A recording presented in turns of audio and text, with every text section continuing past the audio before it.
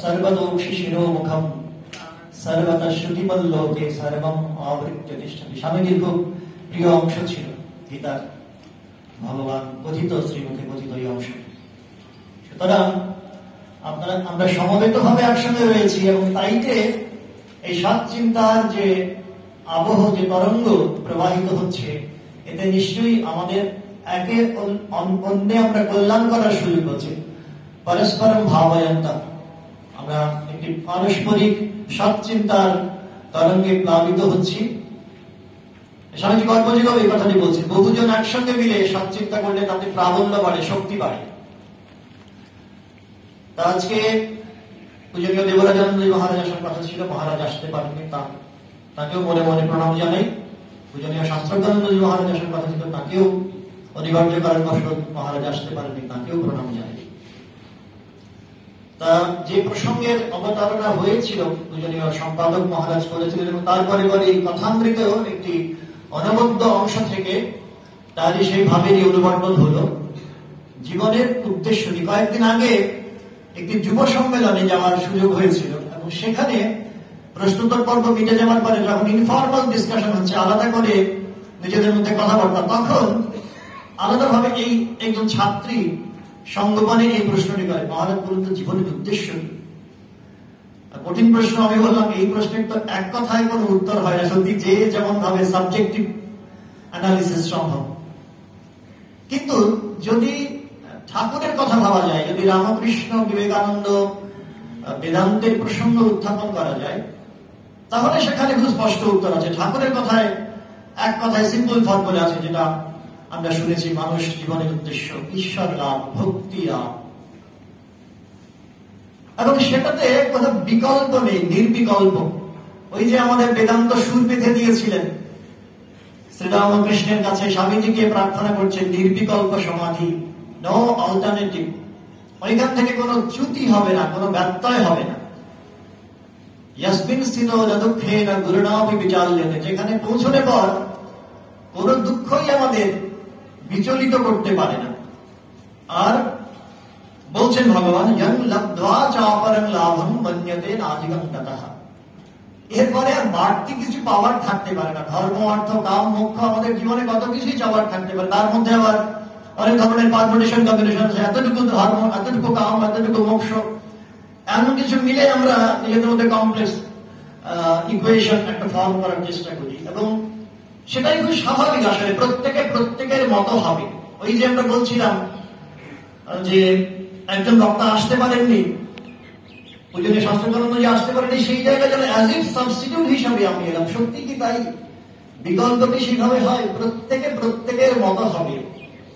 স্বামীজিরও তাই অভিপ্রেত ছিল, আমরা চলবো আপন মতে, শেষে মিলব তারই পথে। কারণ উত্তরটা খুব স্পষ্ট, যেহেতু শ্রীরামকৃষ্ণ নিজে ছিলেন মৌলিক, সম্পূর্ণভাবে মৌলিক, আর চাইছেন স্বামীজির চিঠিতে, শ্রীমকে লেখা, আমরা সকলেই এটি পড়েছি, যে তার যারা ফলোয়ার, তার যারা অনুগামী শ্রীরামকৃষ্ণের, তারা প্রত্যেকেই নিজের মতো করে পথ চলবেন, একান্ত হবে, মৌলিক হবেন, আইদার অরিজিনাল অর নাথিং। এখন শ্রীরামকৃষ্ণের এই মৌলিকত্ব আসলে তার ব্যক্তিত্বে এতটাই প্রকট,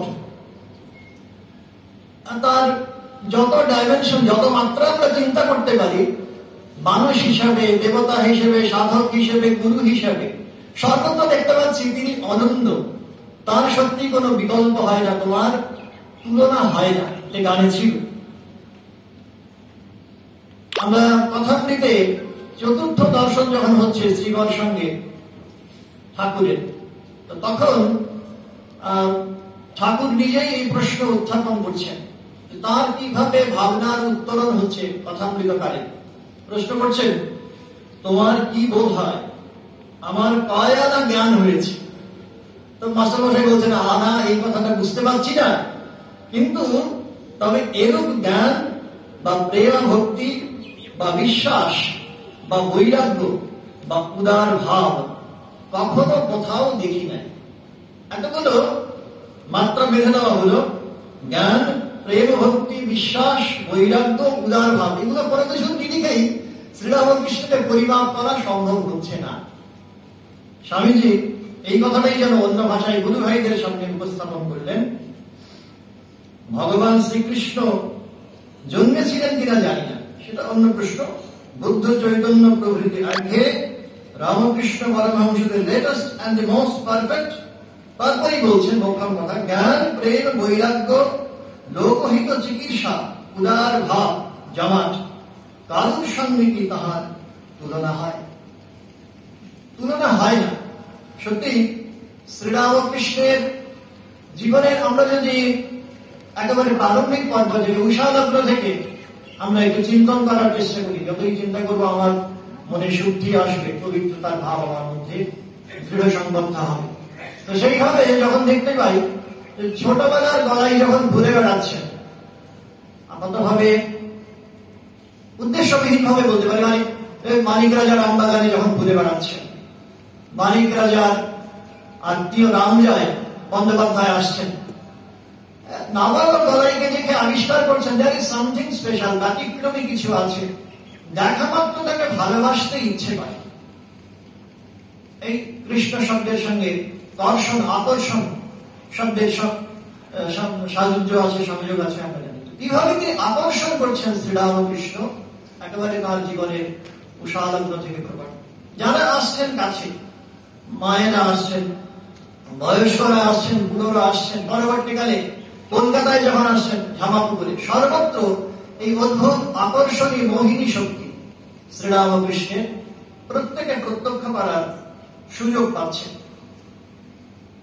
এবং এটা, এই মোহিনী শক্তি, এটা যে শুধুমাত্র পার্থিব কোন সম্পর্কের দ্বারা নিয়ন্ত্রিত হচ্ছে, পরিচালিত হচ্ছে, দেনা পাওনা, আমি কিছু দিলাম বিনিময়ে কিছু চাই, শপকিপিং, স্বামী যে ওই ভক্তি যোগে বলছেন the triangle of love, ত্রিভুজ প্রেম ত্রিকোণাত্মক, তার জন্য তিনটে অ্যাঙ্গেল আছে, কোণ আছে। তার মধ্যে একটা হচ্ছে যথার্থ প্রেম, যথার্থ ভক্তি, বিনিময়ে কিছু চায়।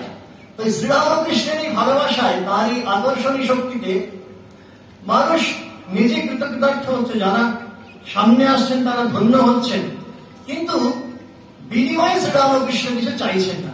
নিবেদিতা বলছেন শ্রীরামকৃষ্ণ হচ্ছেন শিশু অবতার, তার কাছে কিছু চাইতে নেই, তিনি আপনা হতেই আনন্দ অবিরল স্বতঃস্ফূর্ত ভাবে দর্শন করে চলেছেন। সুতরাং শিশু অবতারের কাছে কিছু চাইতে নেই।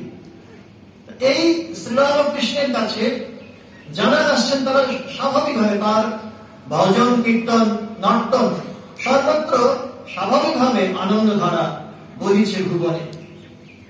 তারপরে আমরা যে আরেকটু প্রবেশ করি তার জীবনের পরবর্তী অধ্যায়, একটু যেমন তার ব্যক্তিত্ব যেন বিকাশ হচ্ছে, এইসব কথাবার্তা অবশ্য কতদূর অর্থবহ আমরা জানি না।